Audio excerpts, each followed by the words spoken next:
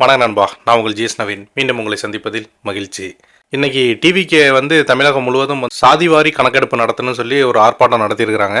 இது வரைக்கும் கட்சி தொடங்கி 2 ஆண்டுகளாக எந்த ஒரு ஆர்ப்பாட்டம் போராட்டம் எதுலையுமே அவங்க ஈடுபடலை. இன்னும் 2 மாதத்தில் எலெக்ஷன் அப்படிங்கிறதுனால முதல்ல ஒரு ஆர்ப்பாட்டத்தை தமிழகம் முழுவதும் நடத்த முயற்சி பண்ணி அதில் தோல்வி அடைஞ்சிருக்காங்கிறதான் உண்மை. அதில் முக்கியமானது என்னென்னா, சென்னை, திருச்சி இந்த மாதிரி முக்கிய பகுதிகளில் ஆர்ப்பாட்டம் நடத்துறதுக்கான அந்த வீடியோ ஃபோட்டோஸ் எல்லாமே நமக்கு கிடச்சிச்சு. மற்ற எந்த இடத்துலையுமே தமிழ்நாட்டில் பெருசாக நடக்கலை. கட்சிக்காரங்களே பெருசாக ஆர்வம் காட்டலைங்கிறதா உண்மை. முற்றிலுமாக அந்த ஆர்ப்பாட்டம் தோல்வி அடைஞ்சிருக்கு. ஒரு ஆர்ப்பாட்டம் ஒரு கட்சி நடத்துதுன்னா என்ன மீடியாவில் பெரிய செய்தியாகணும் அப்படின்னா, அந்த ஆர்ப்பாட்டம் எதுக்கு நடத்துகிறாங்களோ அந்த ஆர்ப்பாட்டத்தோட குறிக்கோள், தமிழ்நாட்டில் நடக்கக்கூடிய மற்ற பிரச்சனைகள், ஆளுங்கட்சி எதிர்த்து கேள்வி கேட்க வேண்டிய விஷயங்கள், இதெல்லாம் தான் மீடியாவில் பெரிய பேசு பொருளாகணும். ஆனால் டிவிகே கட்சி இன்னைக்கு நடத்தின ஆர்ப்பாட்டத்துக்கு பிறகு பார்த்தீங்கன்னா, இப்போ சோசியல் மீடியாலையும் மெயின் ஸ்ட்ரீம் மீடியாலையும் என்ன பெரிய விவாதமாக மாறி இருக்குன்னா, அங்கே ஆதவ அர்ஜுனா நடிகர் ரஜினிகாந்த் குறித்து அவங்க பேசின அந்த சர்ச்சை பேச்சு தான் இப்போ பேசு பொருளாக இருக்கு. இதனால இப்போ டிவிகேவுக்கு என்ன பிரச்சனையாக மாறி இருக்கு அப்படிங்கிறத பார்ப்போம். தமிழ்நாட்டில் எம்ஜிஆருக்கு அப்புறம் ஒரு பிரபலமான ஒரு தலைவராக ரஜினிகாந்த் அவர்கள் வரணும்னு நினைச்சார். அரசியலுக்கு சிஸ்டத்தை மாற்றணும், எல்லாம் பண்ணணும்னு நினைச்சார். ஆனால் இதே திமுக குடும்பம் பல மிரட்டல்களை கொடுத்து அவரை அரசியல் கட்சி வர விடாம பார்த்துக்கிட்டாங்க. இன்னைக்கு என்ன ஆனார்? அவரு கடைசியில் ரெட் ஜெயின் பிக்சர்லயே நடிக்க போயிட்டார். அவர் மேல விமர்சனம் கிடையாது. அந்த வலிமை, மன வலிமை நம்ம தலைவர்கிட்ட இருக்கு. நான் பதிவு பண்றேன். நீ என்ன வேணா பண்ணுங்க, என் மக்களை கொன்ன, வீட்டை விட்டு வெளியே வந்துட்டேன், என்ன தனிப்பட்ட முறையில் விமர்சனம் பண்ற, அதுக்கெல்லாம் நான் பதில் கொடுக்கல. நீ பதில் கொடுத்துட்டு என்ன திட்டிட்டே இருக்கும் பொழுது மகளிர் தினத்தன்னைக்கு 12 ப்ராமிஸ் கொடுத்து என்னுடைய பெண்களுக்கு என்ன பண்ணணும்னு சொன்னவர் எங்க தலைவர். வீட்டில் உட்காரல பயந்துட்டு. ஸோ இந்த வீடியோ கிளிப் பார்த்துருப்பீங்க. இன்றைக்கி நடந்த ஆர்ப்பாட்டத்தில் ஆதவ அர்ஜுனா பேசுனது இதுதான். அதாவது ரஜினிகாந்த் அவர்கள் எம்ஜிஆருக்கு பிறகு தமிழ் சினிமாலேருந்து ஒரு பெரிய நடிகர் அரசியலுக்கு வரணும்னு நினச்சி வந்தார். சிஸ்டத்தை மாற்றணும்னு சொல்லி முயற்சி பண்ணார். ஆனால் டிஎம்கே கவர்மெண்ட் அவருக்கு மிகப்பெரிய அளவில் அச்சுறுத்தலை கொடுத்து அவர் அரசியலேருந்து விலக வச்சுட்டாங்க அப்படின்னு சொல்லி ஒரு மிகப்பெரிய குற்றச்சாட்டை ரஜினிகாந்த் மேலே வச்சிருக்காரு. வச்சதும் இல்லாமல் இது விமர்சனம் இல்லை அப்படிங்கிற மாதிரியும் சொல்லியிருக்கிறாரு. அதாவது இவ்வளோ பெரிய விமர்சனத்தை ரஜினி மேலே பண்ணிட்டு விமர்சனமும் இல்லை அப்படின்னு சொல்லி முடிச்சிருக்காரு. உண்மையாகவே ரஜினிகாந்த் திமுக மிரட்டப்பட்டு தான் விலகினாரா அப்படின்னு கேட்டால், கடந்த 5-6 ஆண்டுகள் அரசியலை பார்க்கக்கூடிய, புதுசாக அந்த அரசியலை கவனிக்கக்கூடிய அந்த இளைஞர்களுக்கு கூட தெரியும், கண்டிப்பாக அதுக்கு வாய்ப்பு இல்லை. அப்படிப்பட்ட ஆளும் ரஜினிகாந்த் அவர்கள் இல்லை அப்படிங்கிறது.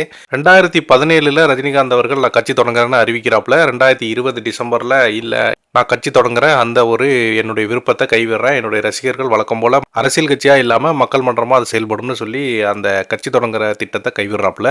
அதே மாதிரி பார்த்தீங்கன்னா 2021 தேர்தல் வருது, திமுக ஜெயிக்குது. இந்த இடைப்பட்ட காலத்தில் பார்த்தீங்கன்னா அன்றைக்கி ஆட்சியில் இருந்தது அதிமுக தான். திமுக எதிர்கட்சியாக தான் இருந்தாங்க. அவங்க ரஜினியை அன்றைக்கி மிரட்டினாங்க அப்படிங்கிறது மிகப்பெரிய குற்றச்சாட்டு. ரஜினி அதிமுக அன்றைக்கி ஆட்சியில் இருந்தாங்க மிரட்டினாங்கன்னு சொன்னால் கூட ஒரு நியாயம் இருக்குது. இல்லை சென்ட்ரல் இருந்த பிஜேபி ரஜினியை மிரட்டினாங்கன்னு சொன்னால் கூட ஒரு நியாயம் இருக்குது.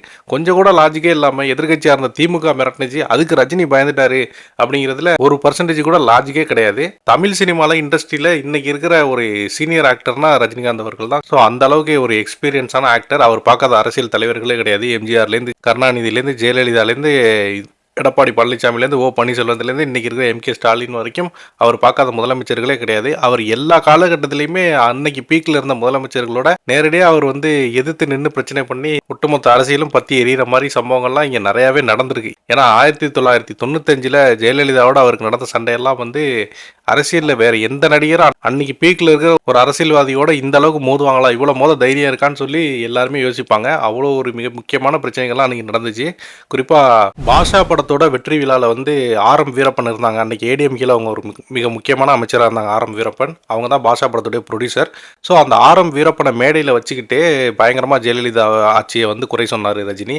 அதாவது இன்றைக்கி தமிழ்நாடு முழுவதும் இந்த குண்டு வெடிப்பு கலாச்சாரம் அதிகமாகிடுச்சு, என்ன நடக்குதுன்னே தெரில, சட்டம் ஒழுங்கு அவ்வளோ சீர்கட்டு போயிட்டு அப்படின்னு சொல்லி நேரடியாகவே விமர்சனம் பண்ணார்.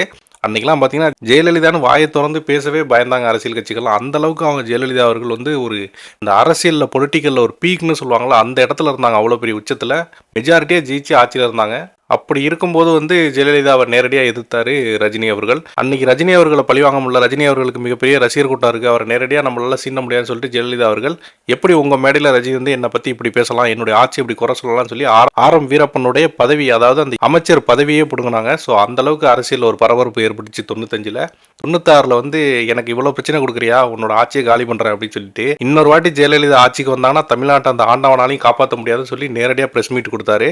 திமுகவுக்கு ஆதரவும் தெரிவித்தார். அறிவிச்சாரு. ஸோ திமுக தரப்பினர் வந்து தமிழ்நாடு முழுவதும் ரஜினியின் ஆதரவு பெற்ற சின்னம் உதயசூரியன் மற்றும் சைக்கிள் சின்னம் அப்படின்னு சொல்லி அன்னைக்கு சைக்கிள் சின்னம் மூப்பனார் வச்சிருந்தாங்க.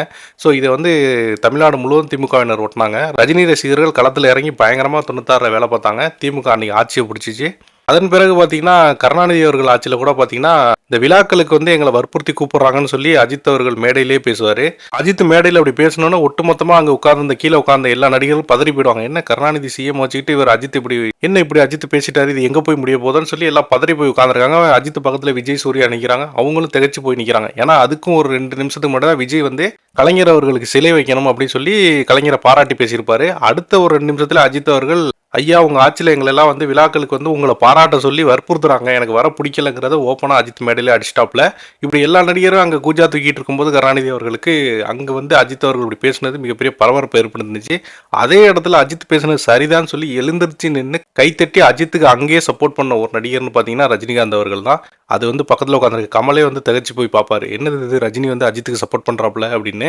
அந்த டைம்லையும் ரஜினி அவர்கள் சிஎம் கலைஞர் அவர்கள் நமக்கே அந்த பிரச்சனை, அஜித் ஏதோ பேசிட்டார் நம்மளும் கடந்து போய்டோன்னு நினைக்காம எழுந்துட்டு கைத்தட்டி அஜித் சொன்னது சரிதான்னு சொல்லி கருணாநிதி அவர்களை அங்கேயே லைட்டாக நீங்கள் பண்ணுறது தப்பு தாங்கிறதையும் சொல்லியிருப்பார்.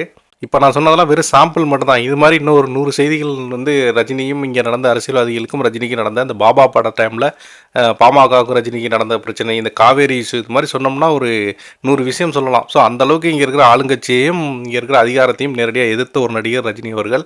ஸோ அப்படிப்பட்டவர் பயந்து ஒதுங்கிட்டாரு, திமுக கிட்ட வந்து சரணடைஞ்சிட்டாரு அப்படிங்கிற மாதிரி ஆதவர்ஜுனா பேசுனதுங்கிறது ஒரு குழந்தைத்தனமான பேச்சு. 2020 அவர் கொடுத்த ஸ்டேட்மெண்ட் ரொம்ப தெளிவாக இருக்குது. அதில் அவர் என்ன சொல்லியிருந்தார்னா, கொரோனா இந்த நேரத்தில் வந்து மிகப்பெரிய அளவில் பாதிப்பாக இருக்குது. என்னை பார்க்க பல லட்சம் ரசிகர்கள் வருவாங்க பொது இடங்களுக்கு. என்னை பார்க்க வர்ற ரசிகனுக்கு இதனால ஏதாவது உயிரிழப்பு ஏற்பட்டால் அதை சாகுற வரைக்கும் என்னால் தாங்க முடியாது. அவனுடைய உயிரை வச்சு விளையாட நான் வந்து அரசியலுக்கு வந்து ஒரு ரிஸ்க் எடுக்க விருப்பப்படலை. நம்ம ஒன்று செய்யணும்னு நினச்சோம், பட் இந்த காலம் நமக்கு கை கொடுக்கல அப்படின்னு சொல்லி நான் கட்சி தொடங்கலை அப்படின்னு சொல்லி 21 அறிவிச்சிட்டு அவர் விலகிறாரு. சென்னையில் லீலா பேலஸ் மண்டபத்தில் ஒரு தெளிவான ஸ்பீச்சும் அவர் கொடுத்துருப்பார். அந்த நேரத்தில் பத்திரிகையாளர்களை கூப்பிட்டு இன்னைக்கு மாதிரி விஜய் மாதிரி இந்த பத்திரிகையாளர்கள்னா பயந்தெல்லாம் அவர் ஓடல ரஜினி அவர்கள் தெளிவாக தமிழ்நாட்டில் இருக்கிற அத்தனை மீடியா சேனலையும் கூப்பிட்டு லீலா பேலஸ் மண்டபத்தில் ஒரு தெளிவான விளக்கம் கொடுத்துருப்பாரு. இந்த பக்கம் ஏடிஎம்கே நிற்கிறாங்க, இங்கிட்டு டிஎம்கே நிற்கிறாங்க, நடுவில் என்னுடைய ரசிகர்களை மட்டும் வச்சுக்கிட்டு நான் வந்து இந்த அரசியலுக்குள்ளே அவங்கள பலிகடை ஆக்க விரும்பலை அப்படின்னு சொல்லியிருப்பாரு. அவன் தாலியை விற்று எனக்காக பணம் செலவு பண்ணுவான், கடன் வாங்கி எனக்காக செலவு பண்ணுவான், இதெல்லாம் ஒரு வேளை நான் தோல்வி அடைஞ்சிட்டேன்னா அவன் எங்கே போய் நிற்பான் அதுக்கப்புறம் அப்படின்னு சொல்லி ரொம்ப தெளிவாக ஒரு ஸ்பீச் கொடுத்துருப்பாரு. ஸோ அவருக்கு தெளிவாக தெரியும் நம்ம வெற்றி பெற்றுட்டா பிரச்சனை இல்லை, ஆட்சி கைக்கு வந்துருச்சுன்னா பார்த்துக்கலாம். பட் ஒருவேளை ஆட்சி நமக்கு கிடைக்கல அப்படின்னா ரஜினிகாந்த் அவர்களுக்கு எந்த பாதிப்பும் நேரடியாக இங்கே இருக்க அரசால் வரப்போகிறதில்ல. ஆனால் கீழே இருக்க ரசிகன் வந்து இந்த கீழே அங்கங்கே அவன் பகுதியில் இருக்கிற அந்த ஆளுங்கட்சியுடைய நிர்வாகிகளை எதிர்த்து ஒரு வேலை செஞ்சுருப்பான்னு அவங்க அதுக்கப்புறம் அவனை பழி வாங்குவாங்க. அவனுடைய வேலைவாய்ப்பு, அவனுடைய சொந்த வாழ்க்கைன்னு எல்லாமே வந்து கேள்விக்குறியாகும். இது எல்லாமே ரஜினி அவர்கள் யோசிச்சு தான் அப்படி ஒரு முடிவு அன்னைக்கு எடுத்தாருங்கிறது தான் உண்மை. 41 பேர் கரூரில் உயிர் இழந்த பிறகு கூட இன்ன வரைக்கும் விஜய் வந்து அவங்கள போய் பார்க்கல. அதுக்காக அவர் வருத்தப்பட்டதாகவும் தெரியல. ஆனால் என்னை நம்பி ஒரு ரசிகம் கூட உயிரை விட்டுறக்கூடாதுன்னு சொல்லி தான் ரஜினி அவர்கள் அவ்வளோ பெரிய பழியை, அதாவது ரஜினி அவர்களுக்கு நல்லா தெரியும் நான் வந்து அரசியலுக்கு வரேன்னு சொல்லிட்டு விலகுனா நம்ம மேலே வந்து மிகப்பெரிய அளவில் குற்றச்சாட்டு, நம்மளை திட்டுவாங்க, எல்லாமே நடக்கும்னு. ஆனாலும் அந்த தன்னுடைய ரசிகனுடைய ஒரு உயிர் போயிடக்கூடாதுன்னு சொல்லிட்டு பரவாயில்ல என்ன தானே திட்டிக்க அப்படின்னு சொல்லி தான் அவர் அன்னைக்கு ஒரு போல்டான, அதாவது ரங்கராஜ் பாண்டே சொல்லியிருப்பாரு, ரஜினி அவர்கள் அரசியலுக்கு வர்றேன்னு சொன்னது துணிச்சலான முடிவு. ஆனால் அவர் வந்து அதுக்கு பிறகு வந்து சில பிரச்சனைகள், இந்த கொரோனா பிரச்சனைலாம் இருக்குன்னு சொல்லிட்டு வரலன்னு சொல்லி திரும்ப போனார்ல, அது அதை விட துணிச்சலான முடிவு அப்படின்னு சொல்லியிருப்பாப்புல. இன்னைக்கு ரஜினி ரசிகர்கள் எல்லாமே பீஸ்ஃபுல்லாக இருக்காங்க, யாருக்கும் எந்த பிரச்சனையும் இல்லை. ரஜினி அவர்களும் சந்தோஷமாக படம் நடிச்சிட்டு இருக்காங்க, அவங்களுடைய கெரியரை அவர் பார்த்துட்டு இருக்காரு. ரசிகர்களுக்கும் எந்த தொல்லையில் அவங்க குடும்பத்தோடு நிம்மதியாக இருக்காங்க. ஆனால் விஜய் அரசியலுக்கு வந்த பிறகு அப்படியே நடக்குது. சென்னையில் ஒரு ஆர்ப்பாட்டம் பண்ணுறீங்க, கட்சி தலைவரே அதுக்கு வரல, அதுதான் பெரிய ஹைலைட்டாக இருக்குது. கட்சி தலைவர் இங்கே ஆர்ப்பாட்டம் அப்படின்னா அதிமுக நடத்துனாங்கன்னா அங்கே முதல்ல மு.க. ஸ்டாலின் முன்னாடி நிற்பார், எடப்பாடி பழனிசாமி முன்னாடி நிற்பார், நாம் தமிழர் நடத்தினா சீமான் ஒரு இடத்துல முன்னாடி நிற்பார். டிவிகே கட்சியோட தலைவரே இல்லாமல் தமிழ்நாடு முழுக்க ஒரு ஆர்ப்பாட்டம்னு சொல்லி ஒன்று நடத்தி வச்சிருக்கிறீங்க. கேட்டால் எங்களுக்கு காவல்துறை பாதுகாப்பு கொடுக்க மாட்டேங்குது, விஜய் வெளியில் வந்தால் கூட்டம் சேரும்னு ஒரு உருட்டை உருட்டுறாங்க. இதுக்கு முன்னாடி அனிதான ஒரு பெண் வந்து நீட் எக்ஸாமில் வந்து ஃபெயில் ஆகிட்டாங்கன்னு சொல்லி ஒரு 5-6 ஆண்டுகளுக்கு முன்னாடி தற்கொலை பண்ணி இறந்தாங்க. அவங்க வீட்டுக்கெல்லாம் வந்து எந்த அனுமதி யார்கிட்டையும் கேட்காம இவர் பாட்டுக்கு கிளம்பி போய் விஜய் அவர்கள் பார்த்துட்டு பேசிட்டு அவங்களுக்கு ஆறுதல் சொல்லிட்டு தான் வந்தார். அப்போ எல்லாம் அந்த அனிதாவை பார்க்க போனப்ப எல்லாம் கூட்டமும் சேரலை, ஒரு பரபரப்பும் ஏற்படலை, காவல்துறையிட்ட ஒரு அனுமதியும் கேட்கல, அவர் பாட்டுக்கு போனார், பார்த்தாரு, வந்தார். ஆனால் இப்போ இவங்களா ஒரு ட்ராமா ஒன்று கிரியேட் பண்ணிகிட்டே இருக்காங்க இந்த திமுக மேலே பழிய போகிறதுக்காக. நாங்கள் பாதுகாப்பு கேட்டோம் கொடுக்க மாட்டாங்க, நாங்கள் பாதுகாப்பு கேட்டோம் கொடுக்க மாட்டாங்கன்னு. ஸ்ரீசாவோட ஒரு கல்யாணத்துக்குலாம் போயிருக்காப்புல, எந்த கூட்டமும் வரல, அவர் பாட்டுக்கு போனார், வந்தார். சிபிஐ டெல்லியோடைய சிபிஐ அலுவலகத்துக்கு வந்து என்கொயரிக்கு போயிருக்காரு, போனார், வந்தார். இப்போ 15ஆம் தேதி திரும்ப போகிறாரு. அங்கெல்லாம் எந்த கூட்டம் வரல. ஆனால் மக்கள் பிரச்சனைக்காக விஜய் களத்துக்கு வந்தால் கூட்டம் வந்துடும் அப்படிங்கிற இந்த உருட்டை எத்தனை நாள் உருட்ட போகிறாங்கன்னு தெரியல. ஏற்கனவே களத்தில் ரஜினி ரசிகர்களுக்கும் இங்கே விஜய் ரசிகர்களுக்கும் ஒரு பிரச்சனை போயிட்டு இருக்கு. இந்த நிலையில் இந்த மாதிரி பேச்செல்லாம் தேவையா? இது ஏதோ திட்டமிட்டு ஆதவ அர்ஜுனா வந்து விஜயை தோக்கடிக்கிறதுக்காக டிவிக்கே தோக்கடிக்கிறதா வேலை பார்க்குறாரோ அப்படிங்கிற ஒரு சந்தேகத்தையும் இங்கே அரசியலில் இருக்கிறவங்க எல்லாரும் எழுப்புறாங்க. விஜய் கிட்ட கூட்டணிக்கு யாரும் வந்துடக்கூடாதுங்கிறத தடுக்கிறதுல முக்கியமான ஆள் ஆதவ அர்ஜுனா தான் இருக்காரு. அவர் தான் முட்டுக்கட்டை போடுறாருன்னு சொல்லி ஒரு கருத்தை வந்து இங்கே இருக்கிற பல கட்சிகள் நிர்வாகிகளும் சொல்கிறாங்க. விஜய் கட்சிக்குள்ளே இந்த ஒரு பேச்சு எழுந்திருக்கு. ஆதவ அர்ஜுனா டிவிக்கேக்கு உள்ளே இருந்து குழி தோண்டிட்டு இருக்காரு. இந்த எலெக்ஷன் முடிஞ்சோன்னு தான் விஜய் நாக்கு உண்மைகள்லாம் தெரிய போகுது. அது வரைக்கும் அவர் வந்து ஆதவ அர்ஜுனா நம்பி சீரழிய தான் போறாருன்னு சொல்லி கட்சி நிர்வாகிகள் ஓப்பனாக ட்வீட் போட ஆரம்பிச்சிட்டாங்க.